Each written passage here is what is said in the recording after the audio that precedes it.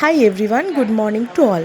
দুদিন ধরে ছিলাম ভীষণ ব্যস্ত, কারণ আমাদের একটা নিমন্ত্রণ ছিল অন্নপ্রাশনের। তবে সেখানে গিয়ে আমাদের একটা গুরুদায়িত্ব পড়েছিল যে বেবির অন্নপ্রাশন, তার জায়গাটাকে, তার স্নানের জায়গাটাকে খুব সুন্দর করে সাজানো, ডেকোরেট করা এবং তাকে সাজানো। তো যাই হোক, সেই সাজানোর পুরো টোটাল ডিটেল ভিডিও আমি তোমাদের সাথে আলাদা করে পরে একটা শেয়ার করব। আগে তোমরা দেখে নাও অনুষ্ঠান বাড়িতে আমরা কি কি করেছি না করেছি। এটা একটা সামান্য ঝলক। তো এটা হচ্ছে অনুষ্ঠানের দিন সকালবেলা আনভি বলছি, ঋত্বিকাকে রেডি করানো হচ্ছে। মানে আমাদের যে বেবি, তার নাম হচ্ছে ঋত্বিকা।